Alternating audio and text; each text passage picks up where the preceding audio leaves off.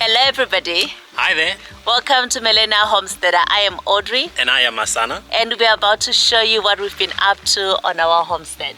Yeah, so we've been working on the farm for the past 2 days to fix our garden. So we want to show you what's really happening right now. Exactly. And we have some vegetables and Masana is going to give us a little bit of a tour. Yeah, so let's do it. Yes.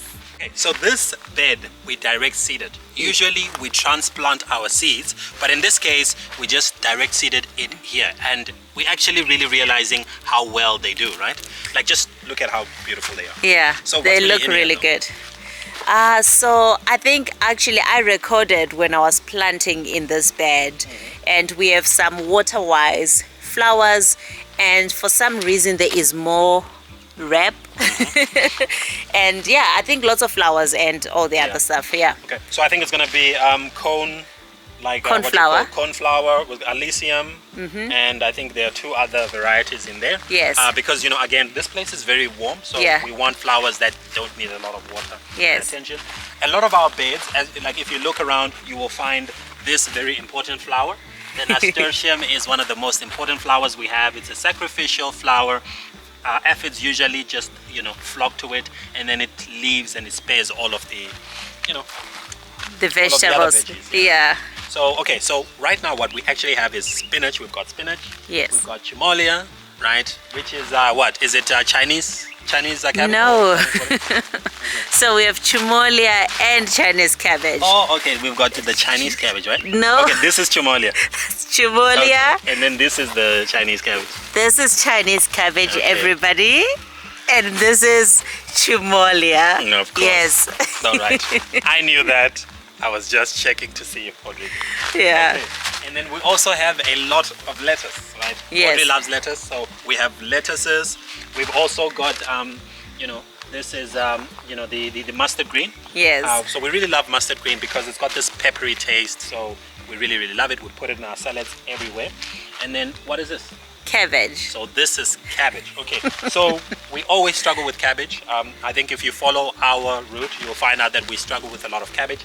We had a bit of success last time because we covered it, but this time we've just decided to interplant, right? So we want to see how with the nasturtiums and all of the other variety and diversity in here, how it's actually going to grow. But it's already doing very well. I think it's the best we've ever seen it.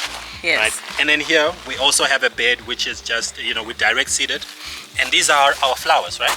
No. So okay. Well, these that are is our flowers. wrap. Yeah. This is I forgot that, but it's a flower that's supposed to be a nitrogen fixator. So borage, right? Yes, so this should be borage. Yeah. And then this is another flower that is not making it. Okay. Yeah. Shame. And then here, these look like marigolds? Yeah, that's marigolds. Okay. All right. Okay, great. Yeah. Yeah. So yeah, obviously this is a veggie. Okay. So that's gonna be great. And then we have a veggie that we really are excited about, because we were told that this veggie does not grow very well in this region, but it is. So take that. Broccoli. So this is broccoli. Yes. And it's already starting to form, the head. So we're very excited about that. Yeah, I think the reason they said it doesn't grow in this area really well is because it gets really hot, and once it gets really hot, these little flowers, because they're technically flowers, they go to seed. They go to seed very quickly, right? Yeah. And then we also have beetroot, which by the way we don't really like very much. So I don't know why we keep planting beetroot in this place, Audrey. Yeah, I don't know either. I think it's easy to grow, and I think sometimes when you grow vegetables, you really grow vegetables that make you feel really good, because when you harvest, you're like, yes, and then you just know that you're giving them away. Yeah, exactly. Yeah. I mean, we get like really big beetroot, so it just gives you that really good feeling when you just pull it out from there. Yeah, so, I think you should give a lot of the garden tours. I should, right? Because clearly I know what I'm talking about. Yeah. Yeah. But then, I think we also have a few things over there that's like sweet pea, right? Yeah, that is sweet pea. So sweet pea, and then it's gonna hopefully grow up onto the trellis over here. Yes, you made me a little trellis. Thank you. I know. Hopefully it'll be quite nice over there. Yes. Yeah. But what we still have to do really is, we're trying to do this pathway.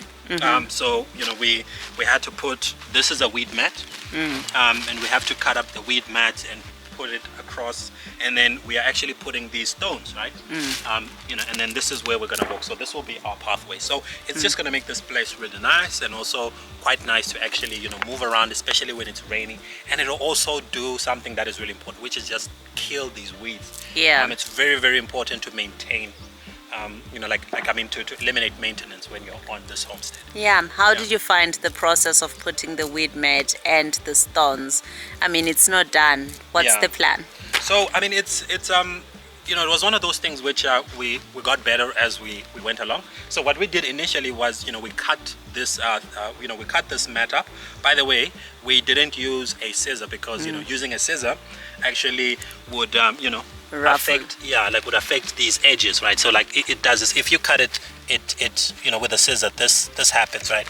So this is just one of the few where it's cut with a scissor. But what we did is we actually had to use a you know, like it's an iron. Yeah, it's like an iron kind of like device where, you know, it heats up and then it kind of like you know, cuts through, right? So that it look, as you're cutting, it kind of like you know, ties the edges together. It seals it together, right? Yeah, like kind of like you know, the way they would cauterize a wood. So yeah, that's what we did. So we kind of cut it up. It took a long time to actually do that, to cut them up into strips. And then, you know, we laid the whole area up, and then we started putting the stones. But in hindsight, what would have been better would have been to do small pieces, right? Because then once you lay out this mat, what ends up happening is you drive over, and then it kind of curls, and it just makes it a bit more difficult. So if we had done small pieces and then put, you know, the stones on top and then kept moving, would have been better. Yeah. But it looks really good. I think we still have a lot of work to do. It took us forever to just cut up the pieces because we technically didn't measure when we were putting down our beds initially, and then now that we are cutting, we are sort of trying to cut them to the size that is the parts of the beds, and most of them are about 40 to 50 centimeters apart. So that's what we are really trying to get it. So it's quite hard to like have that number in the head, and then now you're trying to cut, and then there's bits and pieces in the areas that are not straight and so forth. Yeah, but I mean, it's very useful to have this mat. I mean, going forward, maybe we don't necessarily have to use the stones or put the stones. It could be something else. If we've got bark or wood chips, that would be great. But then maybe we don't even need to do that. So these things, you can actually buy, you know, pins for them, and then we can just pin them onto the ground. And then I think we'll do that because there's a lot of areas where we want to cover and just eliminate any weeds altogether. So I think we're going to do that. It's relatively affordable. I think it was 100 meters long, right? Yes. 2 meters wide. Yeah. And it cost about 1,500 or so. Yes, that's correct. So, you know, it was, you know, it travels a long way. There's still a lot of it left. So I think we'll be quite happy, at least for, you know, a couple of years in this area. Yeah. That's true. Yeah. Yeah, so now it's chit chat time. But the work is getting done, so we are very happy with our progress right now. But what's the plan? So one thing we have to do, or we are doing, is getting help.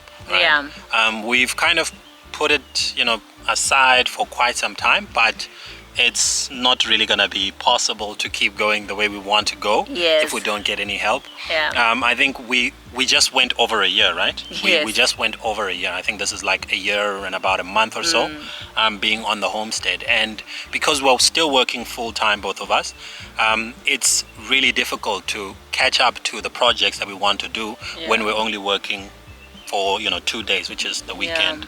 Yeah, exactly. I mean, initially when we moved here, we did get someone who was assisting us, but then we started realizing that this person would have days where they are not doing anything because we had not really planned what we really wanted to do. And also it was during the time when we were trying to set up the area down there so that we could start our commercial garden.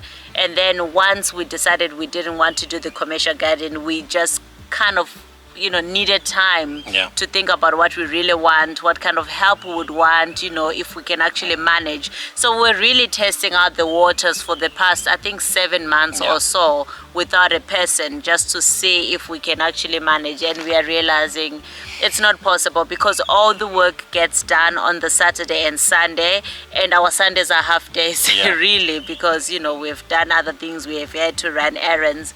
So yeah, I think we definitely do need help. Yeah, I mean, also the past few months we spent a lot of it, learning skills ourselves, right? So, we had to learn how to drill things, put things together, construct things, do things, right? And then we realized that the person that we got before was not necessarily very good at those, things, Yeah. right? So I think now we're in a better space for us to really get someone, and then if we have to train them, we can actually train or upskill them, yes, and we now better know what we actually want from a person. Exactly, yeah.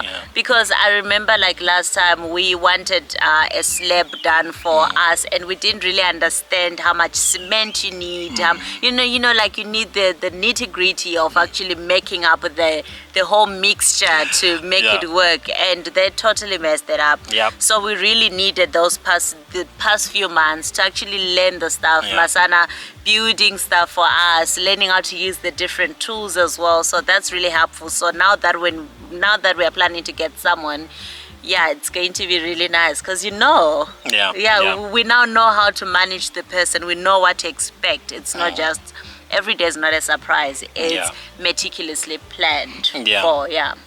So I mean, I'm very excited about it. But obviously, I'm a bit nervous about it because I don't know what to really expect entirely.